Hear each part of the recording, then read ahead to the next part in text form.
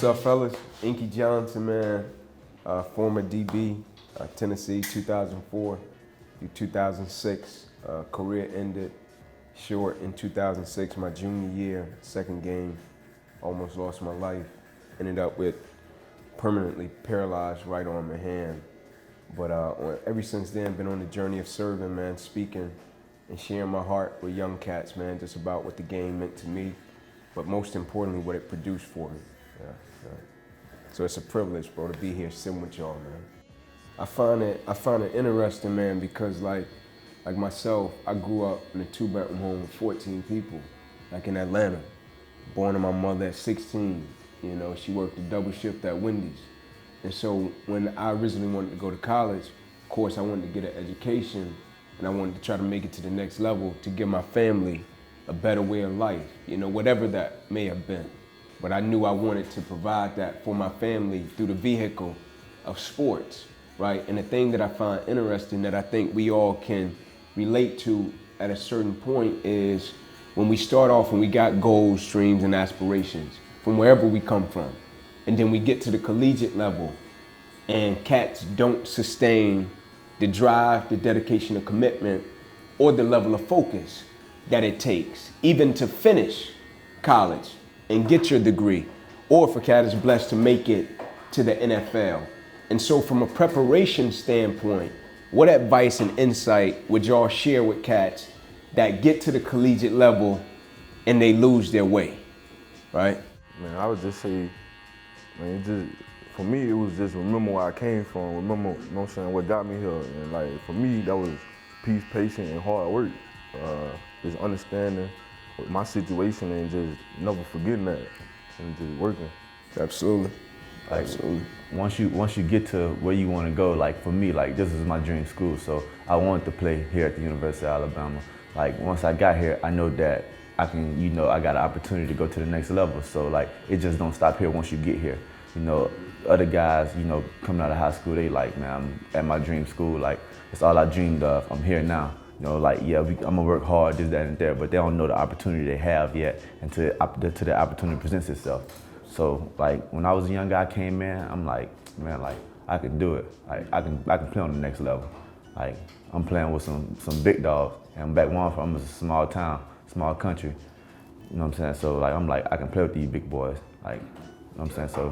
So, that's what I would say, you know, to the young guys. So like, basically I would say just, you know, keep a high head, you know, come in here ready to work and compete. Cause you know, back in high school, you might have had started first day, you know, when you step on the field based off your talent. But now, college, you just gotta come out here with the right mindset. Cause there's guys that's out here that's like the same talent as you, know, same, like, they set same goals as you. So you gotta come out here with a high head ready to compete. That's all I would say. Absolutely. And for me, I'm from Maryland, so I had came here because I knew I would face some type of adversity. Like, this is a big school, everybody's good, and I knew I was gonna face some adversity, and I never knew how to handle that, like, back at home, because, you know, I always had my mom, I always had my brother, I always had people around me, so I came here to find myself on my own, and I feel like that helped me a lot because you'll get in a situation here, and it's just like, nobody here, you by yourself, how you gonna react to that situation? Like, you gotta find yourself, you gotta find what you're gonna do to, you know, make yourself better, what you're gonna do to fix what had happened to you. So I came here, you know, you're gonna face some adversity, and it's just a good decision for me to do that. Absolutely. I wanna shift gears for a minute, right? So I want y'all to share with me one moment where you got smashed that you didn't expect to get smashed, right? And one moment that you knocked the cat off and it was like, yeah, I'm here, right? And so for me personally, I'll never forget, you know, I'm a smaller cat playing DB, and I hit a cat from Notre Dame on a little swing route, you know, smashed him, ran through him, it felt good. And then we played Vanderbilt, and I was on the kickoff, I was one of the cats trying to get down on the end, get there, make a play. And as we running, I hear a cat behind me, cause I ran like 4.38, so I hear a cat behind me yelling my name. He like, Ink, Ink. And I'm just thinking, man, it's nothing. I got the beam on my man. And you know how them cats be hiding and they do that crack back? Man made me do a cartwheel. You know what I'm saying? My man ear-hold me. Made me do a cartwheel, right? But it was a wake-up call. Yeah. That welcome to the SEC, and I think that's the beauty of it.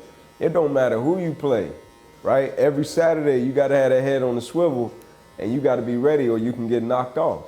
And so y'all share with me who you smashed or who might have caught you. God smashed me this year. I wasn't expecting it at all, man. We were playing ULL. Yeah. And I think it was like a little reverse or something. And I'm coming down to make the tackle. And I'm like you, I have my beam on the guy. And I'm running, about to make the tackle. And I just air hole, boom, flipped in the air. I get up, like he got it. Couldn't do nothing about it. And I see him he kind of stood over me. Yeah. I'm like, man, he did me bad. Yeah. But this year, I smashed the quarterback from Arkansas. Yeah. They kind of felt good, and they tried to call targeting on me, try to get me out the game, but it wasn't. Yeah, it wasn't a targeting, so I kind of felt good afterwards. Yeah, that's what's up. Yeah. My experience was I had got smashed when my freshman year I was at wide receiver, so. They had all those guys on defense, Ruben, Marlon, all those guys on defense. So I did air hold Marlon. So then the whole defense looking at me like, all right, we got something, we're gonna get you. Yeah, that's how I got hit. They got me back. But the time I had hit somebody was, I was running down on kickoff. My sophomore year we was playing Clemson and I think a playoff game. And it was first play of the game, and I was like, I gotta go set the tone. Yeah. I was like, yeah, I'm gonna just go set the tone, just run down there, I'm gonna just go, first person I see, I'm gonna hit, and happened to be the ball carrier, so I felt like that set the tone for the game. It felt good, it felt real good. Mine pretty much the same game that, it both happened in the same game. I was having a pretty good game, but then, man, it was one play, the quarterback must have broke the pocket, and the tight end had peeled back on me. Yeah. Man, like you said, I did a cartwheel. Nobody ever seen that though. But I know that it didn't look like a hard hit, but you know what I'm saying. I really felt that. Yeah. I remember it was a scrimmage my freshman year last year. I was glistening outside contained, and they did a running back pitch. I tried to tackle the running back. Next thing you know, the receiver come out of nowhere and bob, crap at me. I fell on my back. I'm like, damn. I'm like, man, nah, I ain't gonna let that slide. So next thing you know, it's the same play. Coach made the same call. They did the same play. Yeah, the same play. Reload. So I reload. So I went. I'm like, okay, he ain't gonna get me this time. So as soon as the ball hit, I went full speed in the backfield. Made a hit on the running back. Smash it. Yeah. That's what's up. I never forget that. Yeah, that's dope, man.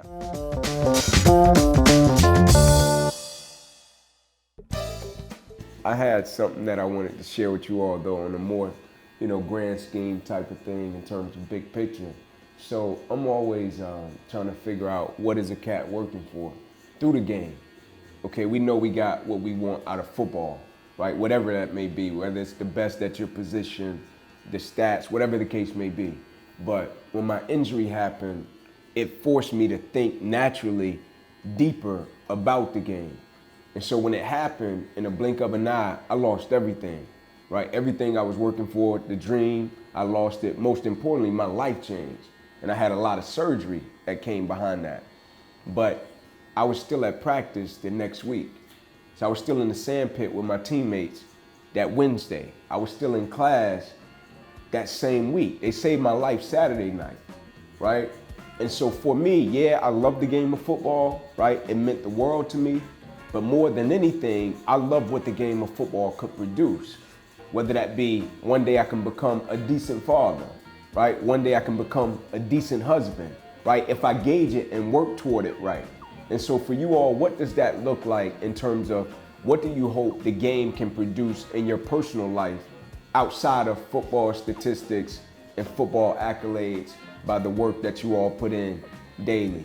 Yeah, the game, see, I had got hurt and I was out for the rest of the season. So I was just playing football. I wasn't really looking at things outside of football. I was just playing football. So I had got hurt, and then like they told me, all right, so you done for the season, like, and I just started crying. I just started bawling, just crying. About 10 minutes, and then, you know, like, the weeks come by, I started, you know, slowly getting back into things and really like looking at football from a different aspect. Like, it's so much things outside of football that I didn't really see because my mind was so focused on football. And then when I had got taken away from football, I got to see all the other things that there are in the world. So yeah, I felt like that helped me out a lot, and I feel like that was God's plan to get me to see football and I'll be here forever. You gotta really, there's other things other than football, so that really helped me. You know, I started, you know, helping all my teammates, you know, watching more film, you know, reading more books. I started doing stuff I never did before because I didn't have football at the time, so I just had to find my way.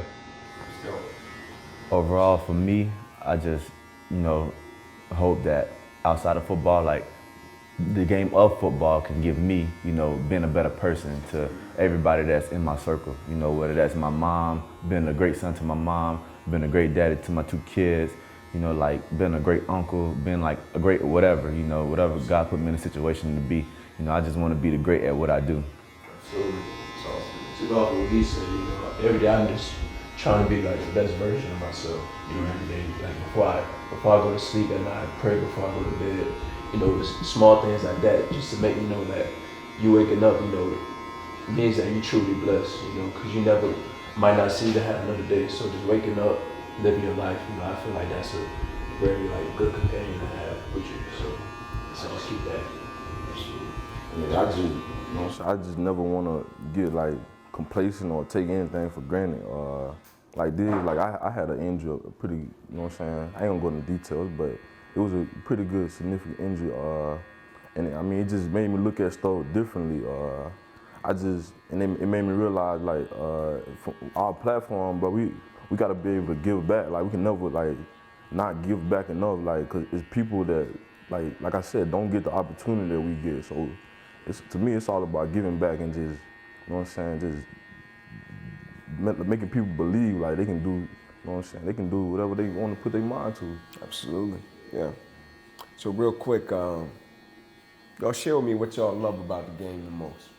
Like when you think about it or when you do it, because most of us probably been doing it since we were kids, right? Younger, right? What's that thing that make you light up about it? You know what I'm saying? Like when I played, bro, I loved the way the grass smelled. You know what I'm saying? I just loved it. I loved the team element of going to work with my brothers. You know what I'm saying? And we working for something and we can pick each other up when we get tired or when a cat going through something.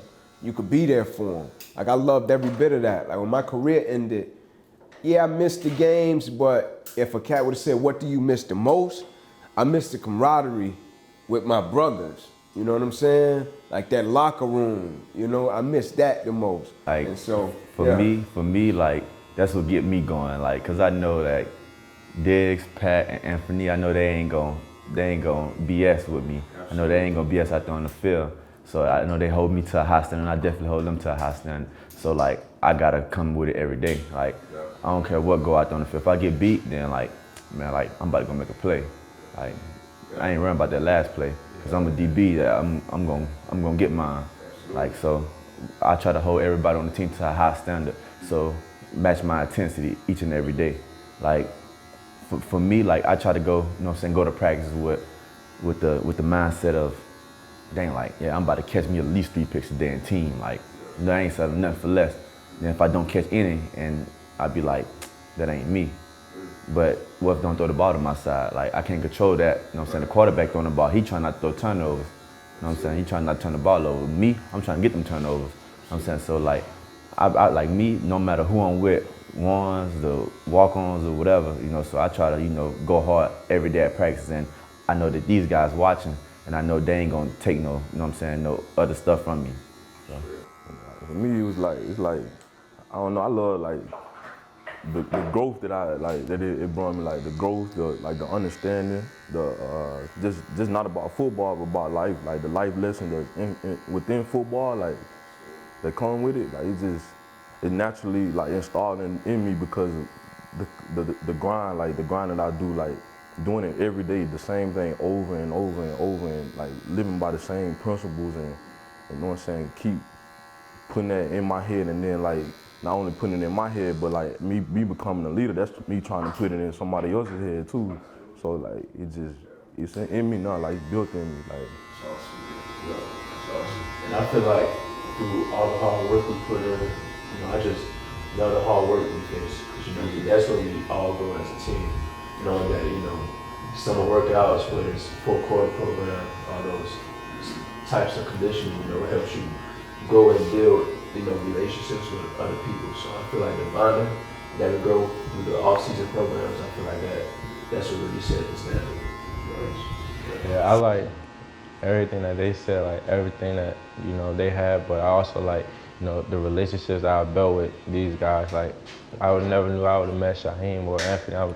I never knew them from all on the other side of the states. So it's like I met them, and it's just, they're gonna be my friends for life. Like, they're not gonna ever, like not be there for me. I'm gonna always be there for them, and I'm just happy I can build all these relationships and friendships and stuff with all these great people, because football not gonna be here forever. We're not gonna be on the same team forever, but our friendship could be forever. Absolutely. Lifelong friends. Absolutely. That's another thing. Yeah, that's special, man.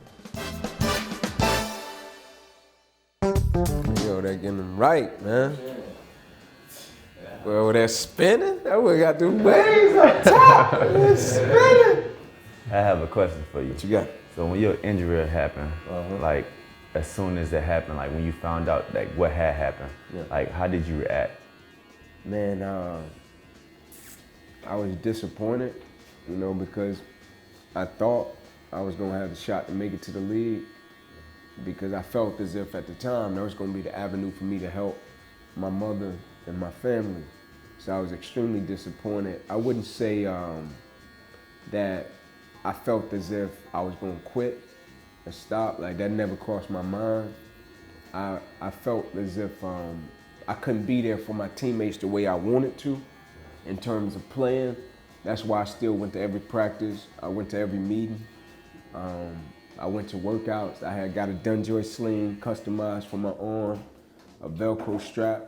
I put it around my torso, put it around my arm.